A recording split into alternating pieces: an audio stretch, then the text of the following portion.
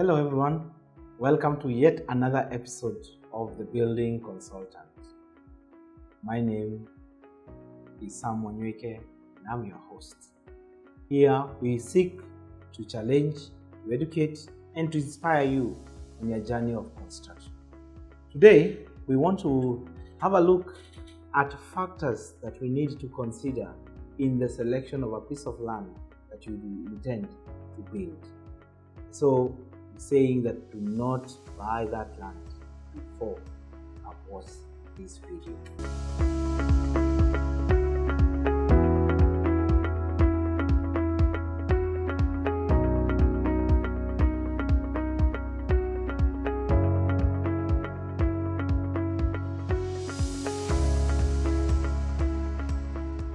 We understand that land in Kenya is, we would say, hot cake.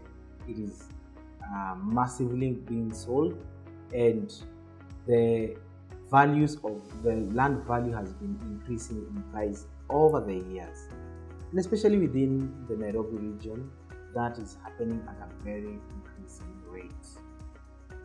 In Kenya, normally we would sell land would be sold in terms of huge tracts of land, in terms of hectares or acres, but many people who are especially in these urban areas, land will be sold in lesser sizes. You've heard of a quarter of an acre, half an acre, an eighth of an acre, that we would call a 50 by 100 piece of land. And some land would also be sold, are also sold in lesser sizes, a 40 by 80, 40 by 60, a 60 by 100 or thereabouts. So what do you need to do before you buy that piece of land? And what do you need to know before you buy that piece of land?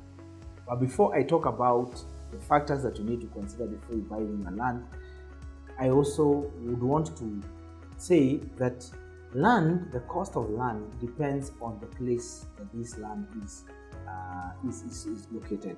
Normally within Nairobi, land, a 50 by 100 piece of land will be sold from between 1 million to around 8 million. Depending again on various factors and the location of the place, and but the good range is between 2 to 4 million for most places that are outside Nairobi and that are not in the high-end suburbs.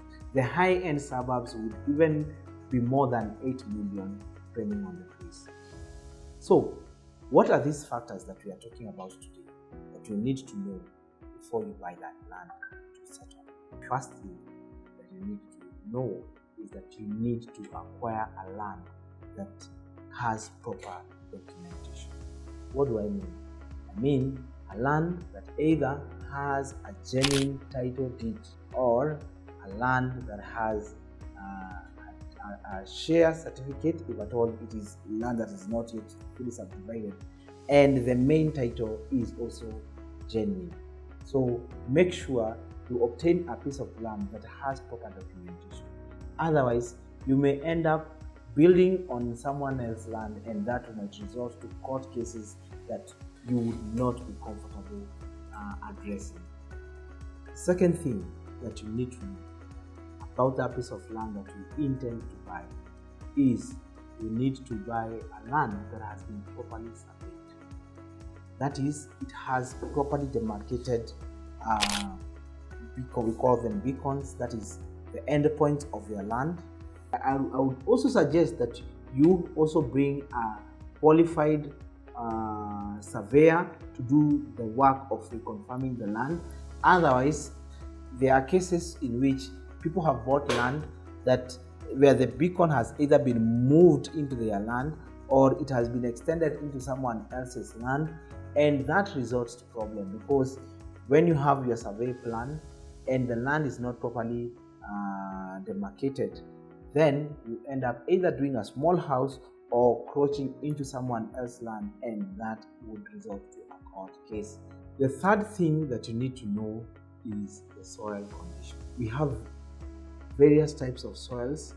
We have the red soils, we have the black cotton soils, we have loam marram soils, we have rocky grounds, and all that affects in the kind of or the way you do your structure. Some of them would render your building very, very expensive. So before you buy that land, make sure you have visited the land and you are able to know the soil. Some of this land could be in a swampy area, and that would be disaster handling the water, because you do not want a place that will continually be flooded. Buy a land, get to know the land before you buy it, get to know the land when it is dry, get to know the land when it is wet. It will help you very much to appreciate how it will be for you once you're finished your building. Is before you buy that land, check on the slopiness of the ground, the terrain of that land. Some land are on a flat ground, others will be on a, say, very slopy areas. This affects highly the kind of the cost that will be incurred to do your building. The cost of a building, besides the internal factors, also external factors such as the land itself and the weather conditions that affect the land, have an impact on the final cost of that land. So be able to understand and appreciate the terrain before you buy that land.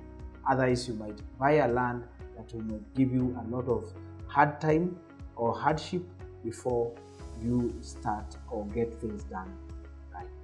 Check whether this land is on a riparian area or it is nearby roads. There is a general requirement from the authorities for you to leave certain dimension or a certain area if the land is on a riparian, next to a river or a water body. You'll be required to leave a certain section that is demarcated as the riparian zone.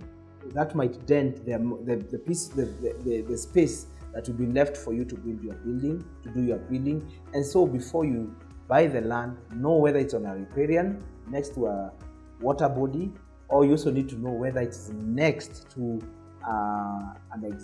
to the roads, because also next to the roads you'll be required to leave some measurements, some distance before you start doing your building. Are there utilities available? That is water available?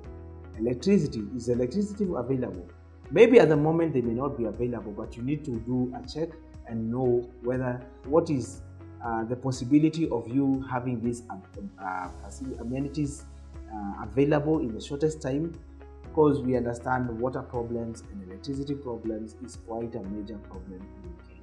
So before you buy the piece of land, do a proper ground research to know whether these facilities will be available. Of course, if they are, the more they are available, the better for you. You need to know the use or the type of land that you are buying, in terms of whether that land has been demarcated as an agricultural land, or it is for commercial or for residential purposes. Why I'm saying this is because before you start building a house, assuming the land is on an agricultural area, then you are required to do a change of user, and the change of user would cost you money. And so before you buy the land, please do know whether the land is, what purpose the land has been allocated to, which will be able to determine whether you need to do a change of user or not. So that is it for today. I hope now you are better informed on the factors that you need to consider before you select that piece of land for you to build. And please, thank you for tuning in. In case of any questions or comments, please contact us on the details that are provided on the screen, or you can chat us in the comment section. Thank you.